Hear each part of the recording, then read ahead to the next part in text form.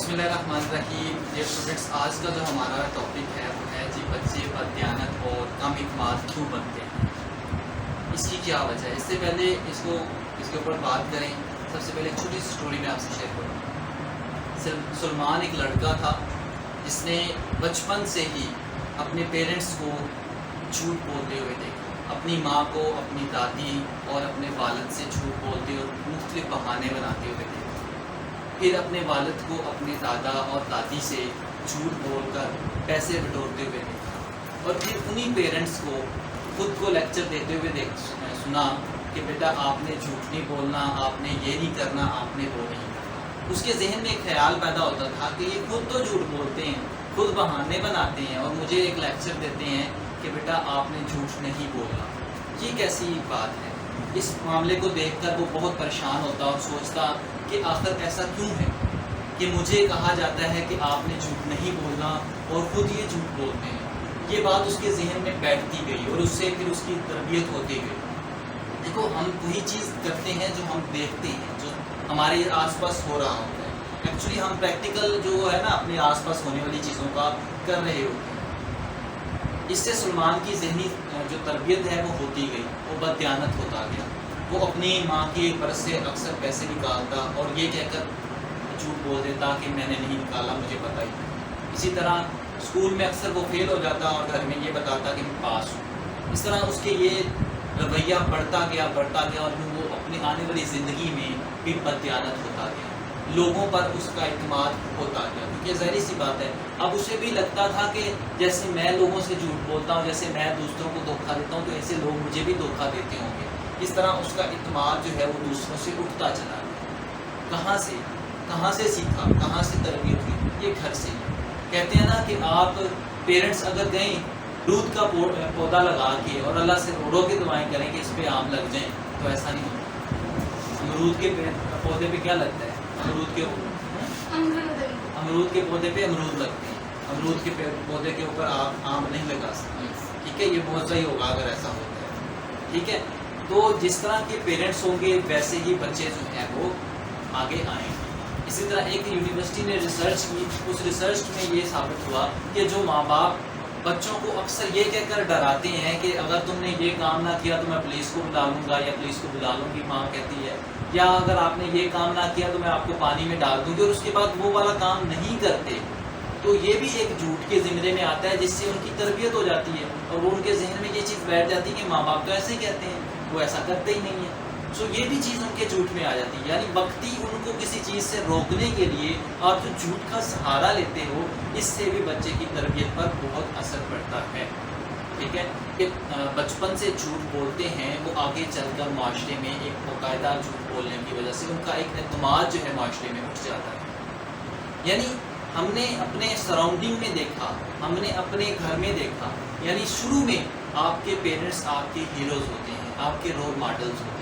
But جب آپ ان کو مسلسل دیکھتے ہیں کہ یار یہ ہمیں تلقین کر رہے ہیں جھوٹ نہ بولنے کی، بٹ یہ اپنے ہی خاندان میں اپنے بڑوں سے جھوٹ بول رہے ہیں اور ہمیں کہتے ہیں کہ جھوٹ نہ بولو، جس سے ان کی ذہنی صلاحیتوں پر بہت اثر پڑتا ہے. جیسے کہ آپ نے بھی بتایا کہ وہ ایک پیرنٹ کی سٹوری آپ نے شیئر کی کہ جس میں دو میاں بیوی جو ہیں وہ ماں باپ جو ہے وہ آپس میں لڑ رہے ہیں اور اس کا اثر ان کے بچوں پر پڑتا ہے. ذہنی سی بات ہے، بچے معصوم ہوتے ہیں اور وہ ذہنی طور پہ بڑا جو ہے وہ سوچ ان کے سیروں پر سوار ہوتی ہے. پھر بہت سے بچے جو ہے وہ سوسائڈ بھی کرتے ہیں.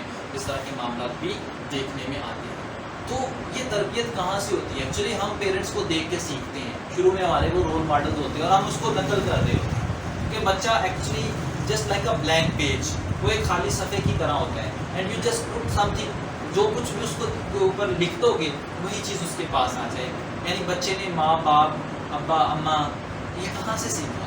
دیکھیں، ایک بچہ پیدا ہوتا ہے ایک گورے کے پاس تو وہ انگلش بولنا سیکھتا ہے. ایک بچہ جو ہے کسی پنجابی کے پاس پیدا ہوتا ہے تو وہ پنجابی یا اردو بولنا سیکھتا ہے. ٹھیک ہے، جیسا اس کا معاشرہ ہوتا ہے، جیسا اس کا انوائرمنٹ ہوتا ہے، اس طرح کی رویے، اس طرح کی اس کی جو سوچ ہے وہ بلڈ اپ ہوتی ہے. سو ماں باپ کا جو کردار ہے بچوں کی تربیت پر وہ بہت اثر انداز ہوتا ہے. یہ ہو ہی نہیں سکتا کہ ماں باپ اگر برے عادات کے حامل ہوں اور بچوں کو چاہیں کہ بچے جو ہے وہ اچھی تربیت والے بنیں، بہت ناممکن سی بات ہے.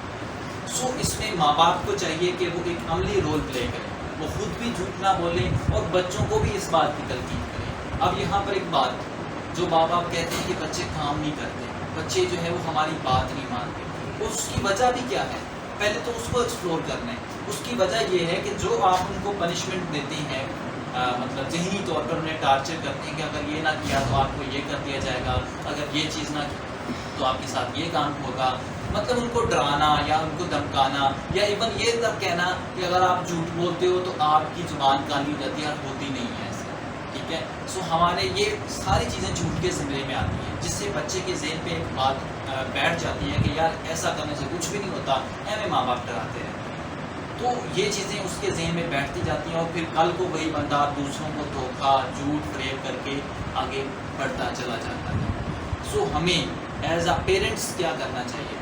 اپنے پیرنٹس کو بھی، اگر آپ اسٹوڈنٹ ہیں تو آپ کو اپنے پیرنٹس کو سمجھانا ہے، انہیں بتانا ہے۔ اگر آپ ماں باپ ہیں تو آپ نے اپنے بچوں کو سکھانا ہے کہ کس طرح سے آپ نے بچوں کو تربیت کرنی ہے، اور انہیں سکھانا ہے کہ خود پہلے اپنے عملی جو ہے وہ عملی طور پر خود دکھاؤ کہ نا ہم جھوٹ نہیں بولتے۔ جب آپ عملی طور پر ان کو ایک اچھا رول ماڈل کے طور پر پیش کریں گے تو آپ کے بچے بھی آپ کی طرح ہی بنیں گے۔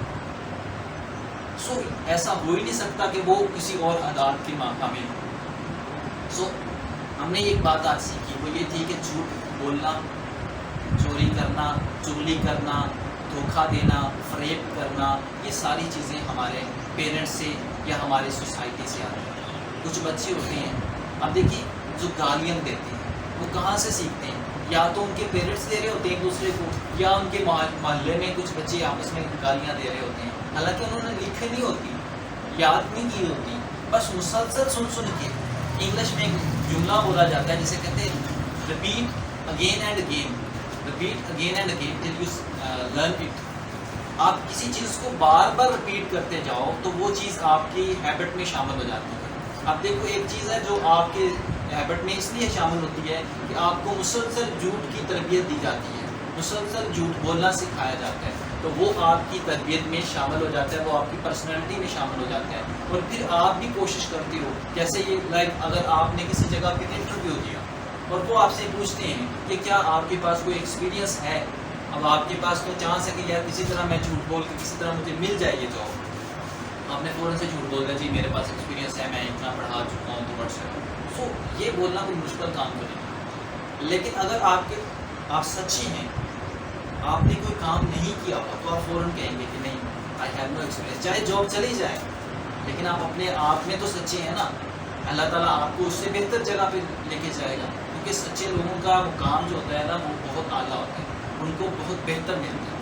جو لوگ جھوٹے ہوتے ہیں ان کا بھانڈا ایک دن پھوٹ جانا ہے، کسی نہ کسی دن ان کا پتہ چل جانا ہے، اور ان کا ایک نہ ایک دن، جیسے آپ لوگ ڈرامہ دیکھتے ہیں نا، کوئی جھوٹا ہوتا ہے تو ایک نہ ایک دن اس کا جو جھوٹ ہوتا ہے وہ آشکار ہو جاتا ہے۔ اسی طرح زندگی میں جو جھوٹے ہوتے ہیں ان کا جو بھانڈا ہے نا پھوٹنا ہوتا ہے کبھی نہ کبھی، انہوں نے کبھی نہ کبھی آ کے ان کو اس بات کی ملامت ضرور ہوتی ہے کہ ہم نے بچپن میں یا ہم نے اپنے دور کے اندر اپنی ان توانائیوں کے دور میں بہت سے جھوٹ بول کر لوگوں کو جو ہے وہ ڈیٹریکٹ کیا ہے، لوگوں کو نقصان پہنچایا، انہیں ذہنی اذیتیں دی ہیں۔ سو آج سے ابھی سے ایک بات اپنے ذہن میں بٹھائیں کہ یہ چیزیں آپ نے کرنی ہے، آج آپ سیکھو گے کل کو آپ کی آنے والی نسلیں سیکھیں۔ سو آج کی یہ چھوٹی سی کوشش آپ کو اچھی لگی ہوگی، اگر اچھی لگی ہے تو اس کا اظہار ضرور کیجیے گا۔